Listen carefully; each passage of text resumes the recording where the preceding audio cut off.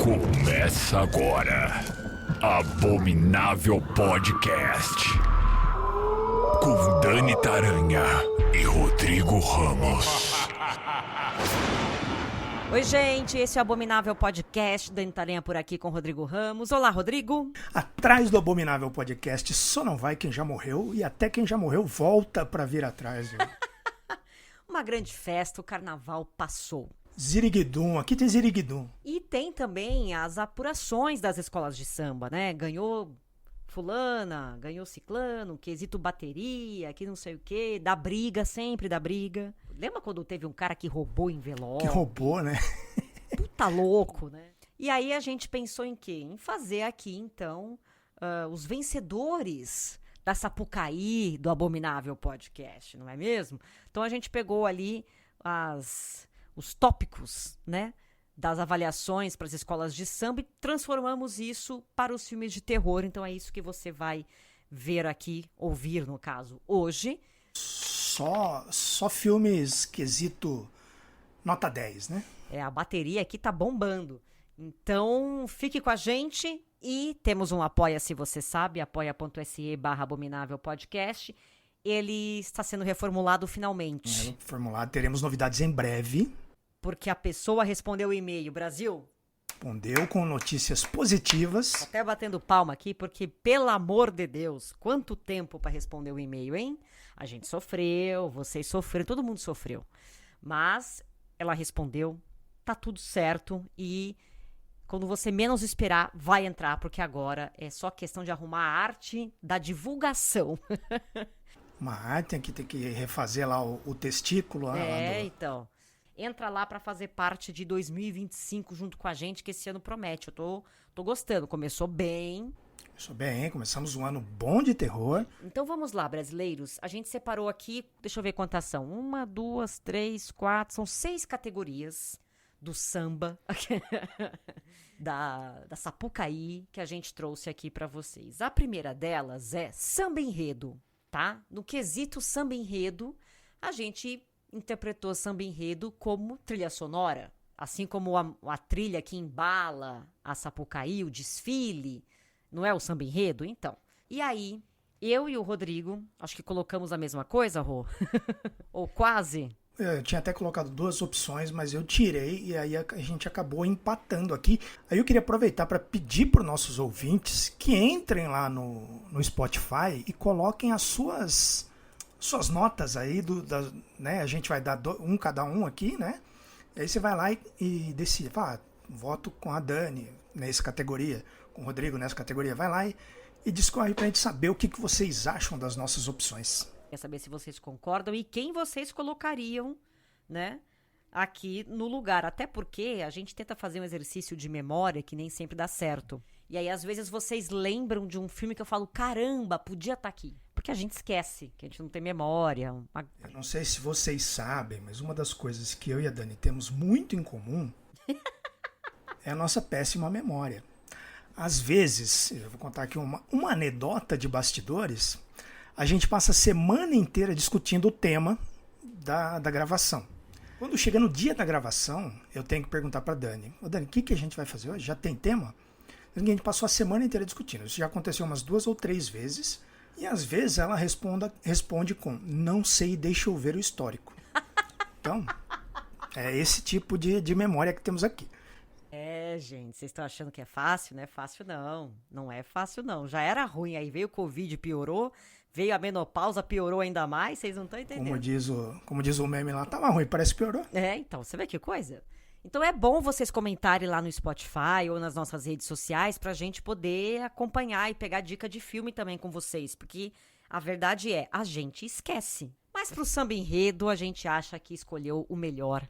E estamos falando de Halloween, porque a trilha sonora deste filme, a música tema, não tem como, sei lá, não ser nota 10. Sim, você escuta aqueles acordes ali do sintetizador do John Carpenter, você já fica esperto que tem alguém te observando. Você já fala, aquele lazarento tá aqui. Não, e aquilo ali de madrugada, bicho, acorda qualquer um. Não tem um que fica deitado depois que toca aquela música de madrugada. Toca isso aí às 3 da manhã pra você ver. Exato, não coloque no seu despertador. Imagina? Pavoroso. Então a gente considera a música tema de Halloween o melhor samba enredo. Nota 10. Nota 10. E aí a gente vai pro próximo, que é o enredo. Ou seja, a história do bagulho. A gente pegou o enredo pra gente como roteiro. Quer dar a sua aí, Rô? Eu vou de O Exorcista, né? O classicão lá, que pra mim, eu acho o roteiro desse filme perfeito. Ele não tem sobras, ele não tem coisas faltando, principalmente se você pega a versão original, que não tem aquelas firulas mais gráficas lá, que eu acho que sobra um pouco. Ele tem pontos sutis que vão definindo cada um dos personagens ao longo de toda a história, culminando naquilo que a gente vê no final, sem que exija um plot twist, uma forçada ali, um Deus Ex Machina, sabe? Tudo que chega ali, o resultado que a gente tem no final, foi tudo plantado desde o começo. E você vai pegando, tem a tábua de Ouija, tem a mãe recém-divorciada, tem o padre que a mãe morreu, e tudo aquilo ali, você vai empilhando aquelas pistas que chegam no final. Então, cada cena ali ajuda a contar a próxima, que ajuda a contar a próxima, que ajuda a chegar no final. Eu acho um roteiro perfeito. Eu também escolhi como meu enredo, né, preferido, o filme da Bruxa. Grande clássico do Robert Eggers, o melhor filme dele até aqui, o meu preferido de, sei lá, quantos anos. Por quê? Pra quem não lembra deste filme, já falamos 20 milhões de vezes dele aqui, mas é sempre bom falar de novo porque é maravilhoso. O filme se passa em 1630, mostra um casal que tem uma vida cristã, que cuida ali dos seus 5 filhos, numa comunidade extremamente religiosa, fanática, biruleibe das ideias, até que eles são expulsos desse local. Eles vão morar meio que numa fazendinha, um sítio, assim, uma coisa meio à beira de um bosque. Não tá fácil pra ninguém a vida. E aí eles têm um bebezinho. Um belo dia esse bebezinho some. E a culpa é de quem? É da bruxa. E aí tem todo o desenrolar da história. Por que eu coloquei a bruxa aqui? Porque ele coloca vários roteiros dentro de um roteiro só. Que cada vez que você assiste, você tira uma informação dali. Então, se você é uma pessoa que é ligada em arte, por exemplo, você vai pegar várias referências. Você que é uma pessoa ligada em Wicca, você vai interpretar o filme de um outro jeito. Ele sempre traz algo de novo toda vez que você assiste. Então, eu acho uma obra-prima, um espetáculo, um roteiro amarradíssimo, com um final babadeiro, poético, com um vilão incrível, que é o Black Phillip, que pra mim seria o quê? O carro abre alas. Então, pra mim, no quesito enredo, nota 10 para a bruxa. Aí a gente tem aqui o próximo quesito, que é fantasia, né? E a gente pegou fantasia aqui pra make, figurino e enfim. Adereços visuais ali que a pessoa coloca também para contar a história da mesma forma que é usado na escola de samba ali no desfile. Quem que você colocou, Rô? Quem é seu nota 10 nesse quesito? Eu coloquei aqui Hellraiser, Opa! O classicão, Boa. lá, 1987. Principalmente por conta da maquiagem, que eu acho muito boa. Eu acho que ela não envelheceu mal. Tem alguns efeitos ali, talvez, que algumas pessoas questionem, né? Umas coisas mais... eu não lembro como chama aquele esquema de acelerar a câmera e aquele outro esquema de você filmar algo e passar ao contrário, sabe? Essas coisas eu acho que talvez possam ter um ruído ali para quando você vê agora, mas a maquiagem dos cenobitas e a maquiagem do tio Frank são impecáveis ali. Eu acho que aquele filme ele define todo um visual para o que vem depois, tanto que você coloca aí, né, tem filmes que passam a utilizar uma imagética próxima no Hellraiser, como A Volta dos Mortos-Vivos 3, que tem aquela moça que ela vai colocando, botando prego, caco de vidro nela, sabe? Que ela precisa sentir dor para se sentir viva. Ela vai colocando umas coisas, tem muito Hellraiser. O próprio visual do Fred, do último filme, né? Que seria antes que é o Novo Pesadelo, né? Que tem aquele Fred de sobretudo, com um visual mais... Como que chama aquilo? a garra mecânica, assim, como se fosse a mão dele mesmo, também é muito Hellraiser. E tem várias outras coisinhas que foram saindo ali que você vê como esse filme influenciou e influencia até hoje. Eu tinha pensado em um, Rô, mas enquanto você falava eu pensei em outro e eu vou botar empate. Depois tem briga. Tem, mas daí é o problema deles. Tentei pegar uns mais recentes, assim, que eu fiquei impressionada e vou destacar pra vocês. Primeiro, A Substância, porque temos aquela criatura maravilhosa, deu um trabalho do cão pra colocar na Demi Moore e na outra moça lá, a Margaret Qualley, e Nosferatu. Gosto do figurino de Nosferatu. Acho que, de novo, o Robert Eggers, ele sabe muito bem reproduzir época. Ele é muito bom nesses detalhes que a gente ama. E eu gostei do bigode do vampiro. Gostei que ele tá se desmanchando, que ele tá parecendo, tá todo caquético, cheio de berne. Também deu um trabalho do cão pro coitado do Bill Skarsgård. Então eu estou aqui valorizando o trabalho dos atores e também dos maquiadores. E também colocaria no carro abre-alas. Você imagina, entra... Vai cair esse carro abre-alas. Entra a escola de samba com um Nosferatu gigantesco, com um bigode enorme assim, na avenida. E aí no outro carro é aquele monstrengo da Substância, caindo uns pedaços assim nas pessoas, jogando sangue na arquibancada de que a galera fica assistindo. Ia ser maravilhoso. A galera que vai depois do carro abre-alas é a comissão de frente. A comissão de frente vai na frente do carro abre-alas. É na frente do carro abre-alas, é isso aí. Aí imagina eles com aquele bigode no palitinho assim, e põe o Nosferatu com bigode, sem bigode. Tira o bigode, põe o bigode, tira o bigode, põe... Pô, é uma baita de uma ideia.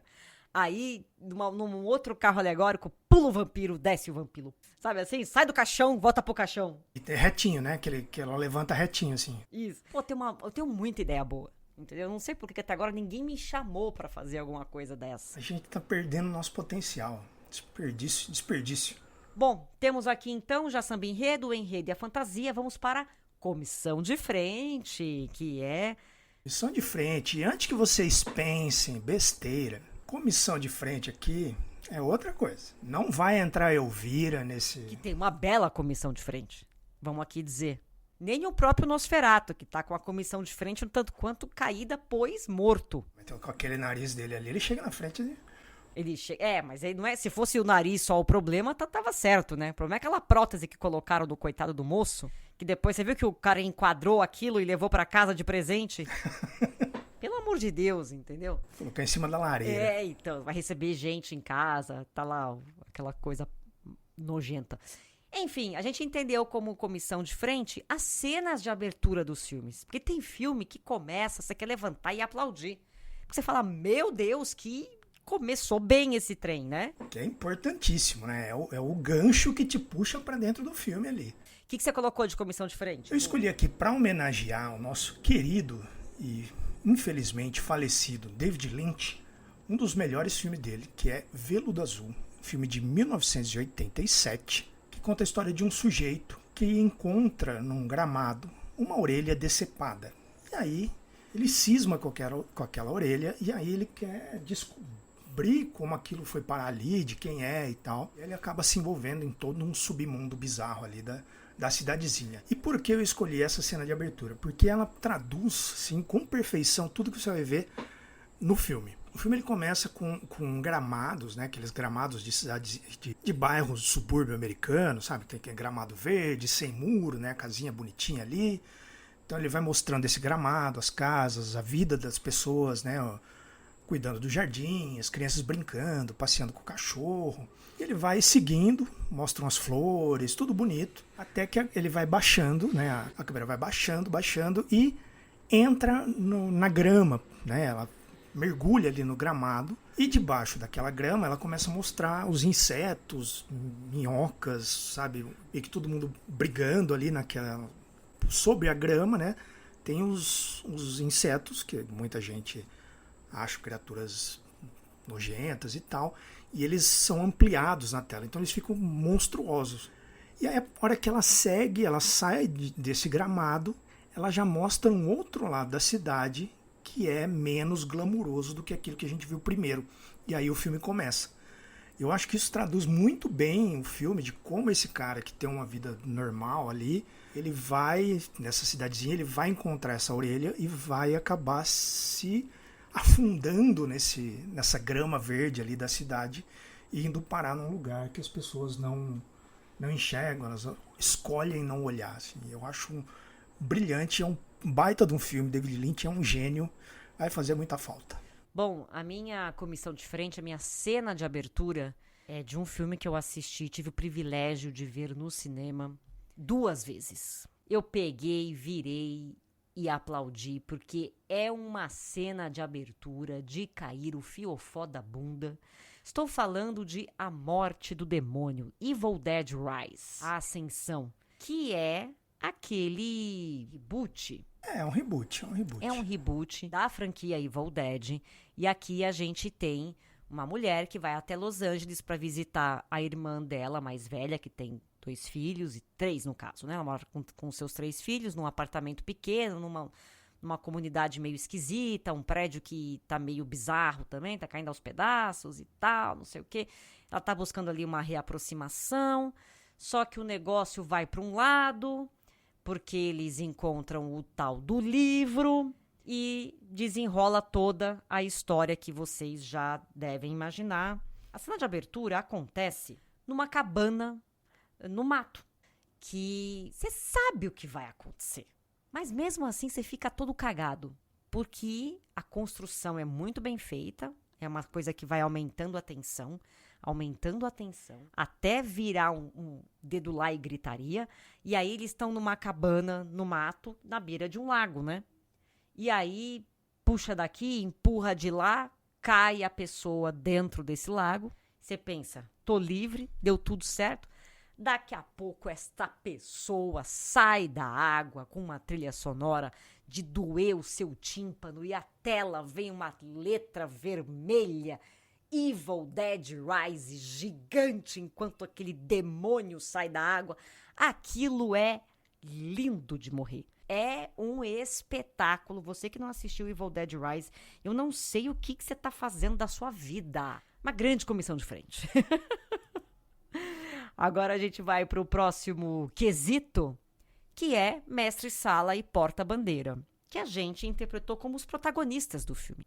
Quem são os seus, Rô? Eu aproveitei aqui, né, já que o esquema do Mestre Sala e Porta-Bandeira ali é como se fosse um casal, eu fui atrás de um casal e eu trouxe para esta lista a personagem Danny e o personagem Christian, vividos respectivamente pela Florence Pugh e o Jack Reynor, para essa belezura incômoda chamada Midsommar. Me recuso a utilizar o subtítulo em português. Não, ninguém não precisa, não há necessidade. Midsommar.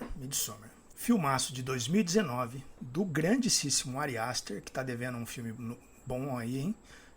Teve um terceiro meio, mas acredito nele, tem potencial esse menino. E aqui ele traz pra gente uma moça que tá passando, ela é uma moça, ela é depressiva, né? Ela vinha se tratando, né? Ela tinha um problema de depressão, assim como a irmã dela. E acontece logo no começo, que também poderia ter entrado aqui como comissão de frente, porque é uma paulada essa abertura. A irmã dela, isso não é spoiler, tá, gente? Isso é o começo, toda a história gira em torno disso, segundos ali. A irmã dela acaba se suicidando e com isso mata também o pai e a mãe. Então essa menina se vê sozinha no mundo com um namorado apenas, né? A única pessoa que ela tem é um namorado. Só que esse namorado, um pouco antes, estava querendo terminar. Porque é difícil você lidar com uma pessoa que tem uma depressão, uma doença, um transtorno desse tipo, assim, porque exige muito, né? Eu tenho, então eu posso dizer que às vezes é bem difícil. E se você não está pronto, se você não está na mesma página, se é uma relação que você não acredita muito, você não está ali para dar tudo que aquela pessoa precisa, então o justo seria mesmo terminar. Só que ele fica com pena, ele não se sente bem em terminar naquele momento, por tudo que ela passou. Ele é pau mole, ele é um frouxo. E aí ele vai arrastando essa relação até que eles vão parar num festival muito louco, lá na Suécia, com um amigo deles lá, que eles vão para lá fazer um estudo de antropologia lá para a faculdade. E aí esse casal vai se desenrolar e vai se desenrolar muito, muito lindamente. Assim, é um filme incômodo, é um filme trágico, é um filme pesado. Cada vez que eu assisto ele melhora, mas ele é, assim, você termina o filme, parece que você está carregando um piano nas costas, assim, é pesadíssimo. E aqui a gente poderia até também destacar aquela cena do urso numa comissão de frente. No carro abre alas, Rodrigo. Abre assim, começa o desfile da escola de samba. O primeiro carro é o carro do urso. Carro do urso e da casinha amarela. E a Florence Pugh tá maravilhosa nesse filme, ela é ótima. Aqui ela tá chutando bundas e o Jack Reynor convence muito bem como um banana. Sim, não pode dizer que não é, porque ele tá realmente... Não, os dois entregaram 10 de 10 ali. O negócio Midsommar é muito bom. A dica de hoje é: tenham responsabilidade afetiva, amiguinhos. Bom, no meu casal de mestre-sala e porta-bandeira, eu também segui esse lance de casal, né, de uma dupla, um homem e uma mulher. E aqui eu trago para vocês um casal que ficaria muito lindo também na avenida. Eu já imagino a fantasia se abrindo durante o desfile, né? Abre e fecha, ia ser uma loucura. Estou falando de Maligno. Aquela dupla maravilhosa que é o Gabriel e a irmã dele, a Madison. Mas todo mundo já viu Maligno, né? Eu não preciso falar muito. Não sei, mas quem não viu está perdendo um dos melhores filmes dos últimos anos. Um dos melhores filmes do James Wan. Vou contar aqui a sinopse rapidamente, para quem não lembra ou não sabe. A Madison começa a ter sonhos bizarros, né? Sonhos estranhos de pessoas sendo assassinadas, e ela acaba descobrindo que, na verdade, esses sonhos são visões. E ela percebe que esses assassinatos estão conectados com uma figura do passado dela, que é o Gabriel. E no primeiro momento ali você acha que é um amigo imaginário e tal, aí depois você vai entender quem realmente é o Gabriel na história, e aí vem tem todo o desenrolar. É uma baita de uma ideia. Eu achei que aqui o James Wan se superou na bizarrice, na criatividade. E assim, totalmente imprevisível. Eu lembro quando eu assisti, eu nunca... É muito triste quando você não vai ter a mesma sensação de novo, né? De alguma coisa. Então, por exemplo, quando você assiste O Sexto Sentido, você já sabe, né? Se você vai assistir de novo, você não vai ter aquela surpresa. Eu lembro muito da sensação de quando eu assisti Coração Satânico, primeira vez. Que eu falei, mano, não acredito. E eu queria ver esse filme de novo, eu demorei muito tempo pra ver ele de novo. Mas aí é que tá, você não vai ter isso de novo. Você não consegue. Não, infelizmente não. E uma das coisas que eu gostaria de sentir de novo é o impacto de Maligno. Porque eu passei, assim, metade do filme tentando adivinhar o que estava acontecendo. E aí teve, assim, um pouco antes da revelação, eu falei, será que é isso? Mas passou muito vagamente pela minha cabeça e tal. Porque eu conheço uma história assim, assim, assado. Eu falei, será que é? A hora que se confirmou, gente, eu não sei explicar pra vocês. Era um misto de alegria, de choque, de de riso, de susto. Foi uma mistura de tanta coisa. De querer abraçar o James Wan e falar, meu amigo, você tá coberto de razão. Olha o filme que você fez, você tá coberto de razão. Então fica aqui todo o meu amor para essa dupla querida. E aí a gente fecha aqui a nossa, como é que fala? Apuração das escolas de samba. Nossa, apuração. Mas antes de fechar, deixa eu falar da Darkflix, que essa sempre é 10 de 10, né? É sempre bom a gente nota lembrar. 10. Quesito, como é que chama? Quesito catálogo é nota 10. Quesito streaming de terror, a Darkflix Plus é nota 10. É o único serviço... Quesito precinho também. Porra, melhor que tem. O único serviço de streaming nacional focado em filmes e séries de terror, ficção científica e fantasia. Tem aplicativo para você acessar e tem o site darkflixplus.com.br.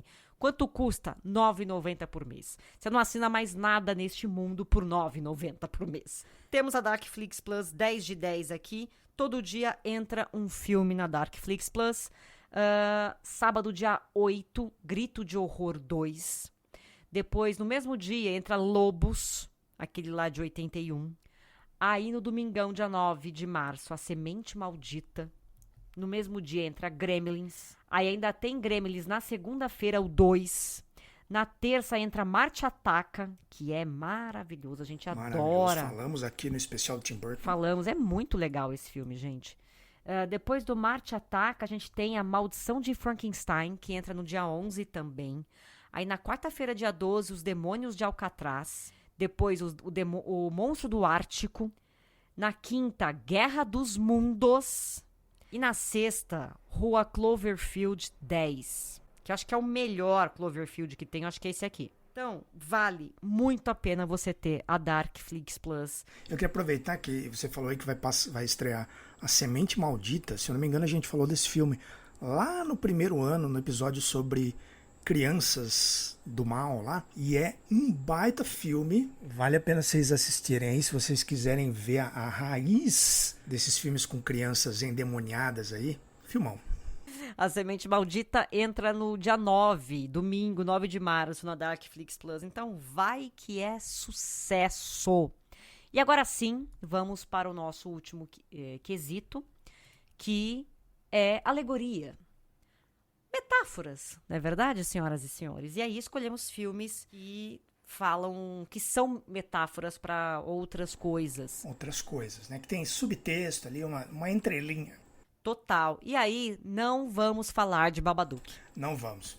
Babadook esteve na nossa lista por um tempo, mas já falamos demais. Vocês estão careca de saber sobre o que é Babadook. Já explicamos. Tem vídeo no meu Instagram sobre Babadook. Todo mundo já sabe. Então a gente vai ir para outro lugar aqui para trazer outros filmes para vocês assistirem com esse mesmo formato, né? Qual é o teu, Rô? Eu vou falar de um que eu já devo ter falado aqui 1 milhão de vezes, mas que ele voltou aí à tona, né? Porque andaram fazendo uns protestos lá nos Estados Unidos utilizando imagens desse filme, que é Eles Vivem, They Live, filme do nosso querido John Carpenter, lá de 1988, que conta a história de um sujeito, um operário, que encontra um óculos escuro num beco, e quando ele coloca esse óculos escuro, ele começa a enxergar as coisas da maneira que elas são, e não da maneira como a gente vê hoje, né? Vê a olho nu. Então ele começa a entender as mensagens por trás de um anúncio de televisão, do jornal, né, do horário nobre ali, das capas de revista, como a gente está sendo, né, na história ali, estamos sendo dominados e manipulados por alienígenas que estão infiltrados em todos os grandes cargos da sociedade ali. E, na verdade, ele fala uma metáfora até bastante óbvia, né? Se for pensar como a gente está sendo realmente manipulado por quem tem mais dinheiro, por quem manda na mídia, por quem manda nos jornais, nas revistas, pelos produtos, né? Quem fabrica, o marketing e tudo mais. E não por isso eles usaram recentemente essas imagens ali para fazer um protesto, não lembro exatamente em que lugar ali, sobre um protesto contra o Trump e o Elon Musk, usando essa figura, né, dos alienígenas que ficam por trás da pele das pessoas, que só dá para enxergar com esse óculos escuro. E é um senhor de um filme. Tem uma cena maravilhosa, que a primeira vez que eu assisti, eu me senti um pouco incomodado pela extensão dela, que é a cena da briga do protagonista, né, o John Nada, né, bastante curioso até o nome dele, com o amigo dele, o Frank. E ele descobre isso, né? Ele vê o que está acontecendo e ele quer que o amigo dele coloque o óculos escuro também para ver o que ele está vendo. Só que o cara não quer. E aí eles começam a brigar e essa briga leva mais de 10 minutos, assim. São dois amigos brigando de soco, de jogar coisa, de derrubar no chão, de rolar na lama. E eles começam a brigar e você fica, cara, por que essa cena é tão grande, né? E essa cena é nada mais, nada menos do que um sujeito tentando fazer com que o outro abandone as suas convicções e as suas ideologias a partir de uma verdade dolorida, né? Você tá achando, cara, tudo isso que a gente acredita não é assim que funciona, é um negócio sujo, pior do que você consegue imaginar, e ele tenta forçar o cara a ver aquilo ali e o cara não quer, ele não vai ver, até que mais pra frente ele acaba aceitando e eles se juntam ali com outras pessoas que sabem dessa realidade dos bastidores ali. Mas a princípio eu falei, nossa, essa cena é muito longa, mas depois que você para pra pensar em que aquilo representa, é difícil. A gente vê muito isso hoje em dia, né? Como as pessoas... Você tá ali, você coloca... 2 mais 2 é 4. Mas se você achar que é 5... E não adianta você brigar, aquele cara não vai concordar com você. Você vai ficar horas discutindo ali na internet, falando que a Terra não é plana e tal, mas o cara não vai... Que a vacina não tem microchip, mas o cara não vai acreditar naquilo porque para ele aquela é a verdade. A pessoa às vezes não quer, porque isso para ela simboliza uma coisa muito dolorida, né? Sim, é desmoronar tudo aquilo que ela construiu, né? Ela construiu toda a vida dela em cima de um alicerce que você tira, né? Você puxa ali o tapete dela, ela fica sem chão. Então não é fácil lidar com ideologias e crenças, então é sempre bom pensar nisso quando você quiser argumentar com algumas pessoas. E esse filme aqui faz muito bem isso. É uma discussão relevante, pertinente até hoje, e um filme que não envelhece. Infelizmente. Bom, a minha alegoria, minha metáfora aqui é um filme que eu gosto demais, chamado A Vigília, The Vigil. Falamos desse filme no nosso primeiro episódio. Foi no primeiro episódio que eu falei da Vigília? Ele tava no... Como é que chama lá? O que a gente falou do Critics' Choice Awards. É verdade. Caramba. É um filme de 2019. É a estreia do diretor e roteirista do Keith Thomas. Bom, temos aqui um jovem, o Yakov, que decidiu largar a comunidade judaica. Ele está tentando se integrar nessa nova realidade. Tá precisando de dinheiro, tá meio difícil para ele conseguir trampo. E aí, um amigo dele fala assim, eu sei que você saiu aí da igreja e tal, não sei o quê, mas eu preciso de ajuda porque o senhor fulano morreu e eu preciso que alguém faça shomer para ele, né? E aí a gente tem uma prática dentro da religião que é você vigiar o corpo do falecido até que ele seja, né, nas primeiras horas ali, na primeira madrugada, para evitar que espíritos ruins, né, se apoderem ali do corpo, e na manhã seguinte vem ali o responsável e leva o corpo para ser sepultado e tal. E isso tem um dinheiro, né? Não, a gente vai te pagar tanto porque a pessoa que ia fazer não vai poder mais, e a gente não pode deixar o fulano sem a vigília, então você quer fazer? O cara fala, quer saber? Tô precisando de dinheiro, eu vou. E aí ele chega na casa, é uma casa simples, assim, um sobrado, a viúva tá lá e o corpo tá lá na sala, e o único objetivo dele, a única missão dele é ficar a madrugada ali. Aí, lá pelas 6 da manhã, vem o pessoal, leva o corpo embora, 10 de 10, tá tudo certo, tá aqui seu dinheiro. Rapaz, o que acontece nessa madrugada é uma mistura de tanta coisa, mais tanta coisa. A gente tem um filme que fala sobre um sujeito que teve um trauma, passou por um trauma muito grande e que por esse motivo decidiu sair da religião, que tá tentando se adequar a uma sociedade que ele não entende e que não o entende. É um filme pesado, ele se passa só dentro de uma casa, tem ali uns flashbacks, umas coisas. E é uma casa que é de 4, 5 cômodos, né? Não é um casarão de filme assombrado normal, não. É um lugarzinho bem pequeno, bem simplesinho. É um filmaço. Eu acho muito triste como ele é um cara que ele tem o que ali, uns 20 e poucos anos já, né? Quase beirando os 30 ali, e aí, de repente, a partir de um trauma, a partir de um momento, ele se... como que eu vou colocar? Ele se coloca fora do mundo, né? Ele não é mais nem aquilo que ele era até então, e ele não é nem aquilo que ele vai ser a partir dali. Ele está naquele momento de suspensão, que é exatamente o momento em que o defunto está ali, né? Ele tem que ser vigiado porque aquele momento ali, a madrugada, né? Do momento que ele morreu até que anoitece ali, a madrugada do dia que o cara morreu, até a hora que amanhece, ele está aberto a ser tomado, a ser levado. Você precisa de alguém tomando conta, que é exatamente o que esse cara precisa. Ele precisa de alguém que fala, vamos por aqui, né? Aconteceu isso com você, mas vem por esse caminho que eu vou te ajudar. É um filmão, puta filmão. Eu olhei aqui, não achei, mas descobri que aqui no Brasil ele saiu com um pavoroso nome de O Despertar do Mal. Genérico pra cacete. Nossa, que nome horrível. Era só traduzir A Vigília, pronto, não precisava mais que isso. Né? Mas procurem The Vigil, A Vigília ou Despertar do Mal, porque é um filmaço, vale muito a pena, tá na minha lista dos melhores de todos os tempos. Porque é uma mistura de sensações que você tem ao longo do filme. É fantástico, é um baita roteiro. Tão simples assim, é tão eficiente. Muito, muito bom mesmo. Quesito, olha, nota 10 aqui, viu?